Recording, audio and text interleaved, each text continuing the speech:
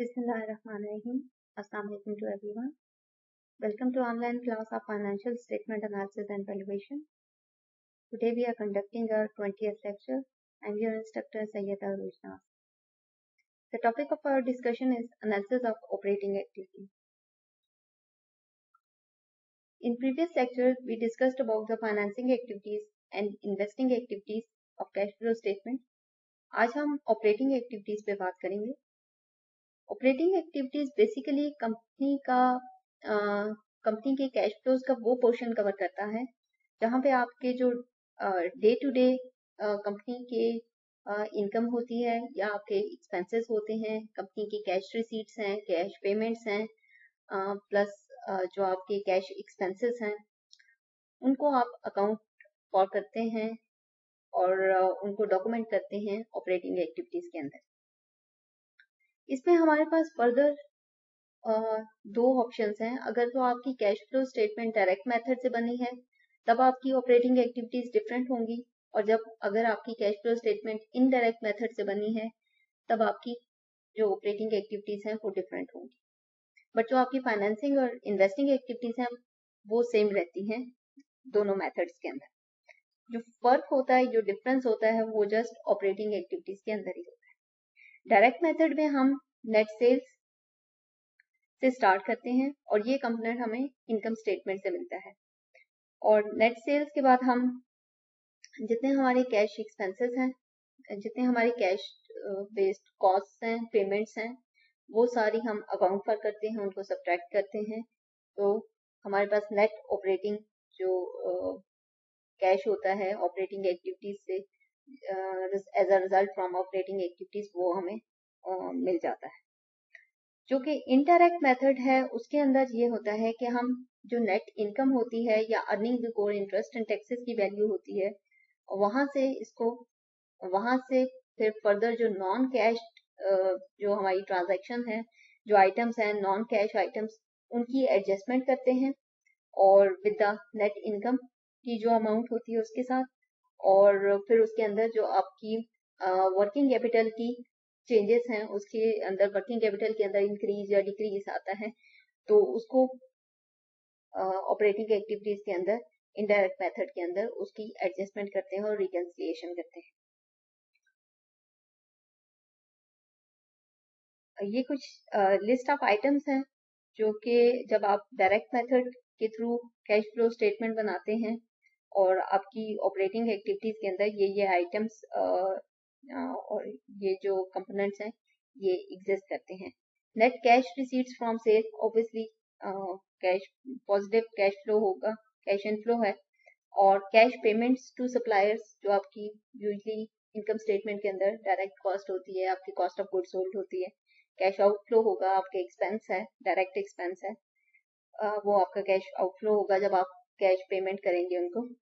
Selling administrative research and development expenses ये आपके indirect cost हैं. ऑपरेटिंग कॉस्ट भी हम इसको कहते हैं, ऑपरेटिंग एक्सपेंसेस भी कहते हैं इनकम स्टेटमेंट के अंदर.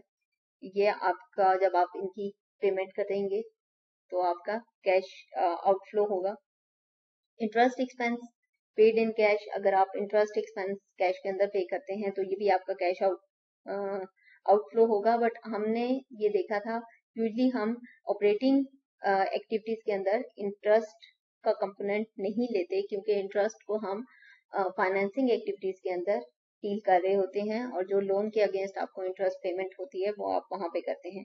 बट यहाँ पे इसलिए इसको मेंशन किया है या मैंने यहाँ पे इसलिए लिखा है क्योंकि they are different accounting principles हैं और उनको डिफरेंट कंपनीज जो हैं वो डिफरेंट अकाउंटिंग रूल्स को फॉलो करती हैं.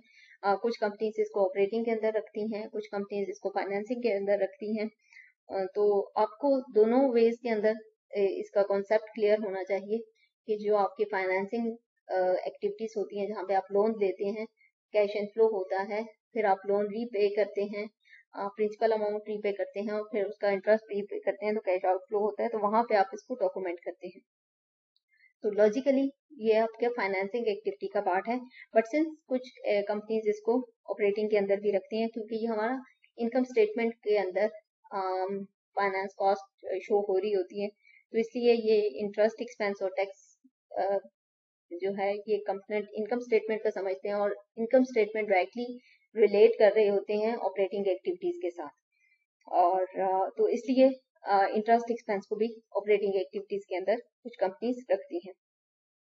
और उसके बाद जो अगर इनकेस अगर यहाँ पे नहीं भी होता है तो ऑब्वियसली यहाँ भी कैश आउटफ्लो है, और अगर इसको आप फाइनेंसिंग के अंदर डॉक्यूमेंट करते हैं तो वहाँ भी कैश आउटफ्लो होगा। टैक्स पेड इन कैश, अगर आप टैक्स पे करते हैं कैश की फॉर्म के अंदर तो ये भी कैश आउटफ्लो होगा आपका।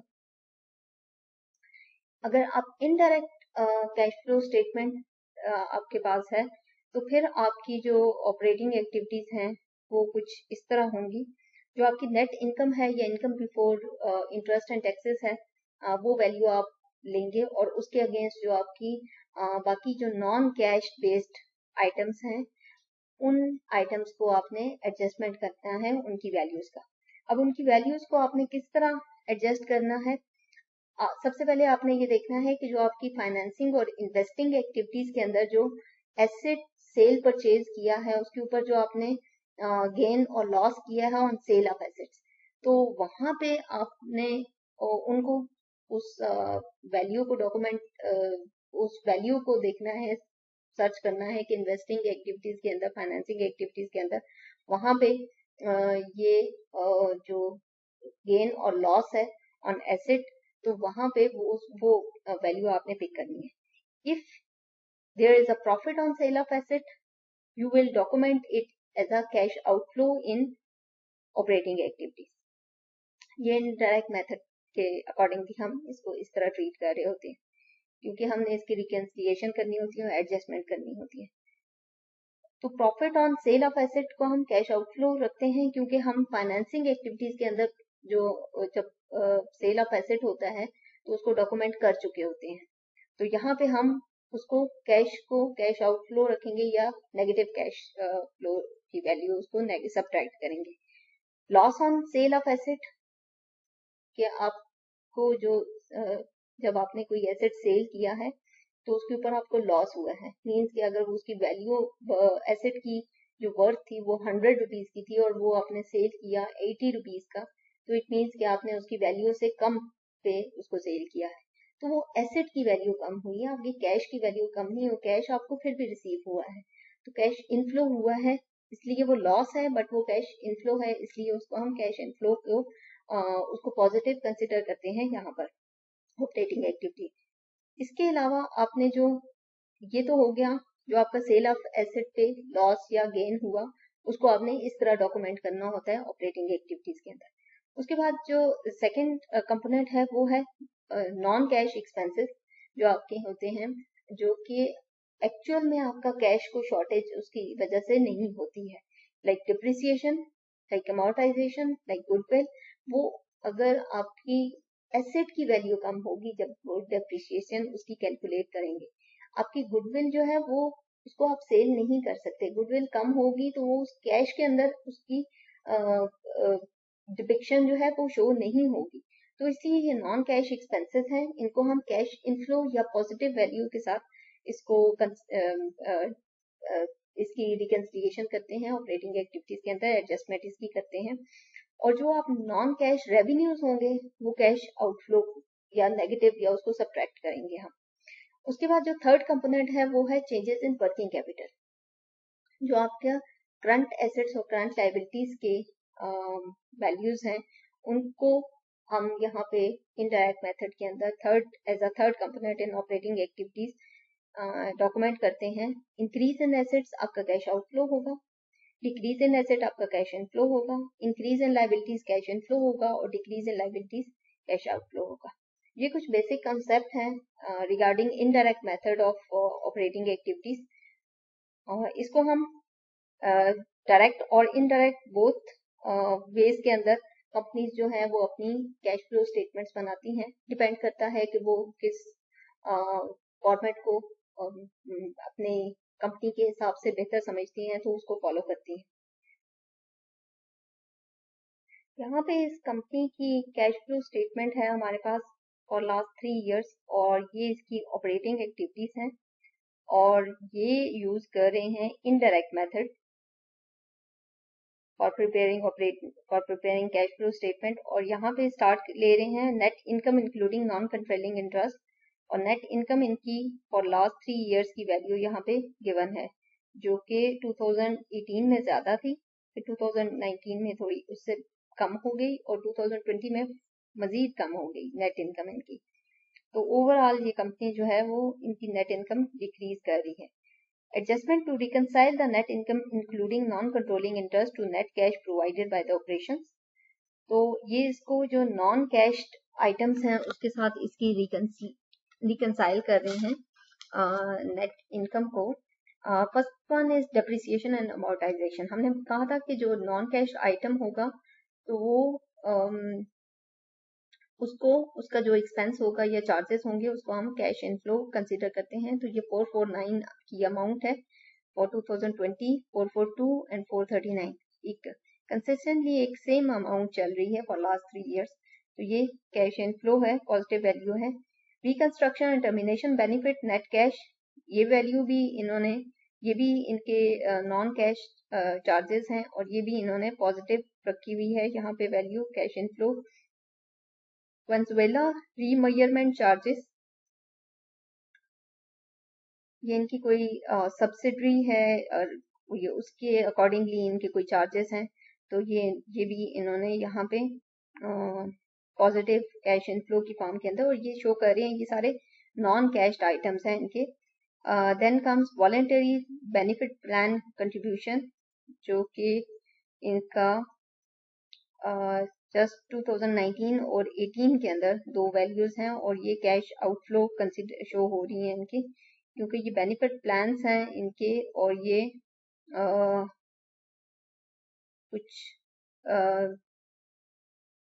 कुछ गेन वाले प्लान्स हैं जिसकी वजह से इन्होंने इसको एज अ कैश आउटफ्लो रखा हुआ है।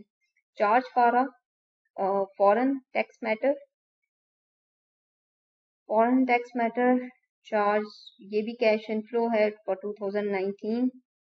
स्टॉक बेस्ड कंपनसेशन एक्सपेंस, ये भी नॉन कैश आइटम है, और इसको इन्होंने, क्योंकि ये एक्सपेंस है नॉन कैश, तो इसलिए इसको इन्होंने पॉजिटिव रखा हुआ है। स्टॉक बेस्ड कंपनसेशन बेसिकली ये होता है कि आप अपने एम्प्लॉयज को ऑफर कर रहे होते हैं कि वो आपके शेयर्स बाय करें और ऑनरशिप लें उस कंपनी के अंदर, तो उसके ऊपर जो एक्सपेंसेस हैं तो ये नॉन कैश आइटम्स हैं। ये वंस ये एक्सपेंस इनकर हो गए होंगे तो जाहिर बात है वो चार्जेस या वो एक्सपेंसेस जो एक बार आपके इनकर हो जाएं तो वो बार बार नहीं होते, बट आपके रिकॉर्ड के अंदर वो रहते हैं। तो वंस वो पेमेंट उनकी हो जाती है, अब वो हर साल तो उसकी पेमेंट नहीं होती है, तो वो आपके रिकॉर्ड के अंदर रहते हैं, तो उसको हम नॉन कैश आइटम कंसिडर करते हैं, और वो कैश इनफ्लो या पॉजिटिव वैल्यू शो कर रहा है यहाँ पे। Gain on sale of south Pacific laundry detergent business, तो हमने जब बात की थी कि जब आपका एसेट के ऊपर आपको गेन होगा तो वो आपको कैश आउटफ्लो आप उसको रखेंगे रिकंसिलिएशन के अंदर जब हम कर रहे होते हैं इनडायरेक्ट मेथड के थ्रू। तो यहाँ पे 187 जो अमाउंट 2020 के अंदर इन्होंने अपना जो बिजनेस सेल किया south Pacific laundry detergent business, उसकी सेल के ऊपर इनको गेन हुआ, और वो गेन यहाँ पे कैश आउटफ्लो है। Charge for Venezuela accounting change, वो चार्ज जो है वो यहाँ पे कैश इनफ्लो शो हो रहा है इनको वहाँ पे। तो यहाँ पे ये जो चार्ज है ये रिगार्डिंग एडजस्टमेंट या एस्टिमेट है। जब आप कोई एसेट सेल परचेज कर रहे हैं तो अकाउंटिंग एस्टिमेट या उसके अंदर एडजस्टमेंट्स वगैरह हुई हैं, तो ये वो यहाँ पे अकाउंट हो रहा है 1084 अमाउंट के साथ कैश इनफ्लो कंसिडर हो रहा है। उसके बाद डेफर्ड इनकम टैक्सेस हैं, वो आपने कैश यहाँ पे 2020 के अंदर वो नेगेटिव शो हो रही है, कैश आउटफ्लो है, जबकि 2019 और 18 के अंदर ये पॉजिटिव वैल्यू शो हो रही है। डेफर्ड टैक्स यूजली आपका करंट एसेट्स के अंदर होता है, जहाँ पे आप जो टैक्स कंपनी ने पे किया है और जो tax as per accounting principles उन्होंने उनकी बुक्स के अंदर है, तो वहाँ पे उस पेमेंट जो कंपनी ने पे किया और जो आपकी बुक्स के अंदर है उसके अंदर जो डिफरेंस है उससे लाइक फॉर एग्जांपल उससे जो आपका गेन इन एसेट या आपके एसेट्स के अंदर इंक्रीज या डिक्रीज शो होता हो, तो वो यहाँ पे उसको डॉक्यूमेंट किया हुआ है। तो इंक्रीज इन एसेट्स हमने ये देखा है कि वो you will consider it a cash outflow. तो अगर तो डेफर्ड इनकम टैक्स आपका आपके एसेट्स के अंदर इंक्रीज शो करता है, वो जो डिफरेंस होता है जो आप टैक्स पे करते हैं और जो आपकी अकाउंटिंग प्रिंसिपल्स के अकॉर्डिंग आपने कैलकुलेशंस की होती हैं, तो अगर तो वो इंक्रीज हो रहा है तो फिर तो आप उसको कैश आउटफ्लो कंसिडर करेंगे। अगर वो डिक्रीज हो रहा है तो फिर आप उसको कैश इनफ्लो कंसिडर करेंगे। Cash effects of changes in receivable, अब यहाँ पे इन्होंने ये जो सारे कंपोनेंट्स डाउन ये लिस्ट जो है ये इन्होंने यहाँ पे मेंशन किए, ये सारे कंपोनेंट्स जो हैं ये वर्किंग कैपिटल के हैं, आपके करंट एसेट्स या करंट लाइबिलिटीज से रिलेट कर रहे हैं। रिसीवेबल्स जो आपके करंट एसेट्स के अंदर होते हैं, और जब आपके एसेट्स रिसीवेबल्स इंक्रीज कर रहे हैं, एसेट्स इंक्रीज कर रहे हैं मींस के रिसीवेबल इंक्रीज मींस आपके करंट एसेट्स इंक्रीज कर रहे हैं, तो वो आप यहाँ पे कैश आउटफ्लो की फॉर्म के अंदर होंगे। 2018 में इनके $37 बिलियन थे, 2019 में $109 बिलियन कैश रिसीव जो अकाउंट रिसीवेबल्स थे वो बहुत ज्यादा बढ़ गए थे, और 2020 के अंदर $75 मिलियन डॉलर्स थे। तो ये आपके रिसीवेबल्स जो हैं, इंक्रीज इन रिसीवेबल्स जो हैं ये आपका कंसिडर होंगे और कैश आउटफ्लो। उसके बाद इन्वेंट्रीज, आपकी इन्वेंट्रीज इंक्रीज कर रही हैं, तो आपका 2018 में $97 मिलियन इंक्रीज किया, 2019 में $60 बिलियन इंक्रीज किया, और 2020 में $13 मिलियन इंक्रीज किया। तो जब आपका एसेट्स इन्वेंट्रीज यहाँ पे ये नेगेटिव वैल्यूज यही शो कर रही हैं कि आपके इन 3 सालों के अंदर ये इंक्रीज आया है इन्वेंट्रीज के अंदर। नेक्स्ट है account payable and other accruals, ये आपका लाइबिलिटीज का पार्ट है।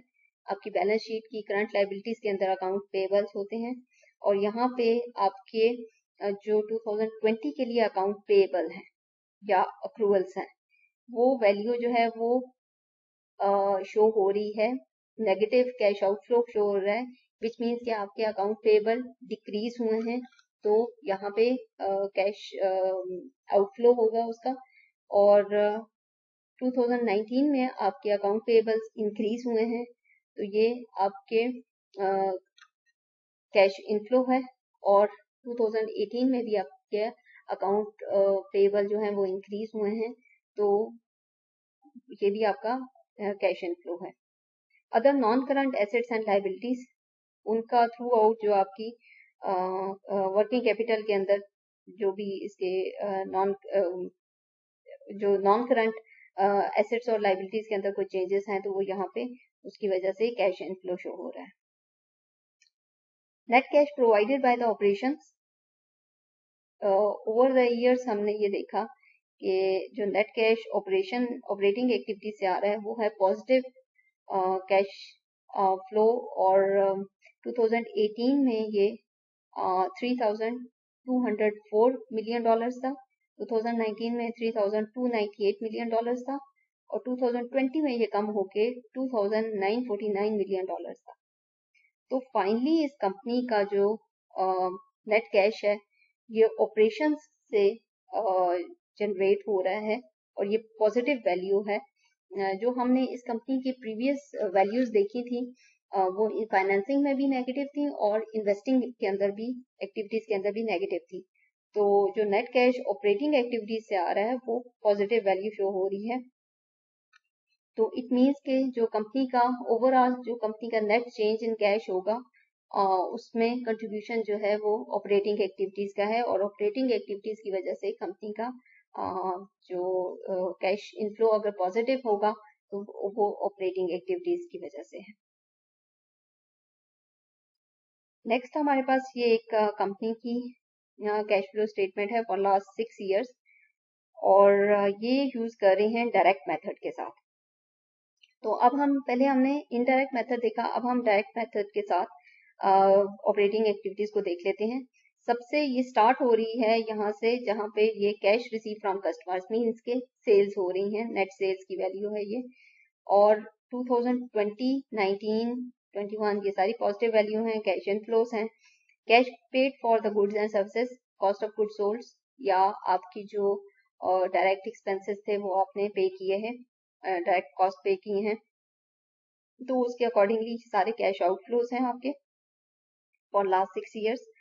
और नेट जो आपका जनरेट होता है कैश फ्रॉम ऑपरेशंस, वो ये वैल्यूज यहाँ पे उन्होंने गिवन की है। उसके बाद आप जो सारे जो आपके कॉस्ट्स हैं, जो एक्सपेंसेस हैं, जो पेमेंट्स आपने करनी है, उनको डिडक्ट करेंगे। फाइनेंशियल कॉस्ट, ये सारी कॉस्ट बेस्ड ट्रांजेक्शन्स हैं। प्रीवियसली इनडायरेक्ट मेथड के अंदर हमने देखा था सारी नॉन कैश बेस्ड ट्रांजेक्शन्स थी और हमने रिकंसाइल किया था with the net income. But यहाँ पे हम सेल्स के से ये सारी वैल्यूज जो हैं सब्ट्रैक्ट करेंगे, और इसलिए ये सारी वैल्यूज जो हैं, ये सारी पेमेंट्स हैं, जो आपकी लाइबिलिटीज हैं या आपके पेबल्स हैं, तो ये सारी वैल्यूज हम सब्ट्रैक्ट करेंगे। फाइनेंशियल कॉस्ट पेड, ये वैल्यू हमने माइनस की, सेल्फ एक्सप्लेनेटरी है ये, इसमें कोई सच नहीं है। Net increase in long term deposits, financial cost ये भी हो सकती है कि आपके जो मैनेजमेंट चार्जेस होते हैं, आपने जो बैंक के अंदर अकाउंट रखे हुए हैं उसके चार्जेस होते हैं, एक्सपेंसेस होते हैं, कॉस्ट बियर करनी पड़ती है आपको, तो ये वो भी हो सकते हैं। आपके फाइनेंस रिलेटेड जो भी चार्जेस हैं, एक्सपेंसेस हैं, ये वो भी हो सकते हैं। ये जरूरी नहीं है कि ये आपका जो लोन की अमाउंट हो या इंटरेस्ट हो ये वो हो, बट डिपेंड करता है कि कंपनीज क्योंकि फाइनेंशियल कॉस्ट जो हैं, कुछ कंपनीज जो हैं अकाउंटिंग डिफरेंट अकाउंटिंग प्रिंसिपल्स को फॉलो करती हैं, तो अकॉर्डिंगली ये वो फिर अपनी फाइनेंसिंग एक्टिविटीज वाले जो एलिमेंट्स हैं उनको ऑपरेटिंग एक्टिविटी के अंदर यूज कर रही होती हैं। तो डिपेंड करता है कि ये कंपनी जो है ये फाइनेंशियल कॉस्ट यहाँ पे कर रही है इन कैश फॉर्म के अंदर, तो हो सकता है ये इंटरेस्ट की फॉर्म के अंदर हो, ये भी हो सकता है कि ये अकाउंट मैनेजमेंट चार्जेस हो, फाइनेंस जब आप बैंक के साथ डील करते हैं, बैंक के एटीएम चार्जेस होते हैं, बाकी जो भी कॉस्ट आपको बियर करनी पड़ती है ये वो भी हो सकते हैं। तो हर कंपनी का अपना अपना डिपेंड करता है। आपको कॉन्सेप्ट दे दिया गया है रिगार्डिंग इंटरेस्ट पेमेंट, वो लॉजिकली तो फाइनेंसिंग एक्टिविटी के साथ बनता है, पर डिपेंड करता है कि हर कंपनी उसको किस तरह फॉलो कर रही है, कौन से प्रिंसिपल्स को फॉलो कर रही है, और अकॉर्डिंगली वो फिर उसको किस तरह ट्रीट करती है अपनी स्टेटमेंट्स के अंदर। ओके, फाइनेंशियल कॉस्ट के बाद है net increase in the long term deposits, क्योंकि ये आपकी करंट एसेट्स से रिलेटेड है आपके, क्योंकि वहां पे आपका जो लॉन्ग टर्म डिपॉजिट्स की वैल्यू होती है वो गिवन होती है, और उसके अंदर तो हमने देखा है कि जब आपके एसेट्स इंक्रीज होंगे तो वो कैश का आउटफ्लो होगा। तो increase in long term deposits आपका यहाँ पे कैश आउटफ्लो शो हो रहा है। जहाँ पे डिक्रीज होगा तो जिस साल के अंदर यहाँ पे डिक्रीज बन रहा होगा इस लॉन्ग टर्म डिपॉजिट के अंदर, तो वहां पे वो वैल्यू पॉजिटिव आपको नजर आएगी। उसके बाद डेफर्ड रेंट है, कंपनी ने कोई रेंट चार्जेस, कोई एक्सपेंसेस बियर करने हैं, पेमेंट करनी है, तो जब आपका डेफर्ड रेंट, वो भी आपकी फॉर 2020 आपकी जो अमाउंट है वो अब कैश आउटफ्लो है, और बाकी सालों में जो रेंट है वो आपको पॉजिटिव वैल्यू नजर आ रही है। तो यहाँ पे एक साल के अंदर इनका जो रेंट है वो ये कैश पेमेंट कर रहे हैं, बट प्रीवियस ईयर्स के अंदर इनकी पेमेंट नहीं है और वो as a cash inflow consider हो रहा है। वाइस वर्सा अगर हम देखें, ये भी हो सकता है कि कंपनी ने कुछ इक्विपमेंट, कोई प्रॉपर्टी, कोई प्लांट जो है वो रेंट पे दिया हो, और वो कंपनी को रेंट जो है ओवर द इयर्स तो रिसीव हो रहा है फॉर लास्ट 3 ईयर, बस इस साल के अंदर 2020 के अंदर उनको रेंट जो है वो रिसीव नहीं हुआ, और ये एज अ सिंस अभी रिसीव नहीं हुआ तो इसलिए ये हम इसको कैश आउटफ्लो कंसिडर कर रहे हैं। नेक्स्ट है रिटायरमेंट बेनिफिट ऑब्लिगेशंस, और ये यहाँ पे ये भी आपके ऑब्वियसली जो आपके एम्प्लॉयज हैं उनके जो रिटायरमेंट बेनिफिट्स हैं, तो ये आप पे ड्यू होते हैं, ये आपके एक्सपेंसेस हैं, तो ये ओवर द इयर्स ये कैश आउटफ्लो है। Then comes the income tax refund, जो या इनकम टैक्स पेड भी हो सकता है। तो आपने इनकम टैक्स पे किया तो कैश आउटफ्लो है, कैश की फॉर्म के अंदर किया है, तो ये सारे आपके कैश आउटफ्लोज हैं। At the end we have the net cash flow from operating activities, और ये सारे नेट कैश फ्लो हमारे पॉजिटिव वैल्यूज हैं, which shows that company is generating enough cash from operating activities. और सेम कंपनी के हमने जब फाइनेंसिंग और इन्वेस्टिंग एक्टिविटीज देखी थी, तो हमने ये देखा था कि वहां पे इनके एट द एंड जो net cash flow from financing activities और net cash flow from investing activities थे वो नेगेटिव थे, बट यहाँ पे ऑपरेटिंग एक्टिविटीज आपके पॉजिटिव कैश फ्लो शो कर रहे हैं। इसकी वजह से जो कंपनी की हमने देखा कि था कि वो अपनी फाइनेंसिंग लाइबिलिटीज को किस तरह मीट कर रहे हैं, वो इन्वेस्टमेंट भी वो इन्वेस्टमेंट साइड पे देखें तो वो इन्वेस्टमेंट भी कर रहे थे, फाइनेंसिंग अपनी फाइनेंशियल जो बॉर्विंग्स थी उनको रीपे भी कर रहे थे, जो शेयर्स थे उनको रीपरचेज भी कर रहे थे। तो वो इसी वजह से कि कंपनी इनफ रेवेन्यू जनरेट कर रही थी ऑपरेटिंग एक्टिविटीज से, तो इसलिए ओवरऑल स्टेबिलिटी शो हो रही है कंपनी के ओवरऑल जो रेवेन्यू है, cash flow from operating activities वो 2020 के अंदर as compare to last 6 years वो ज्यादा है, ऑलमोस्ट डबल है, और इस वजह से कंपनी जो है वो अपनी बहुत बेहतर तरीके से अपने फाइनेंसिंग और इन्वेस्टिंग एक्टिविटीज को मैनेज कर पा रही है। Regarding this lecture, any question and queries are most welcome. Thank you for joining. Allah Hafiz.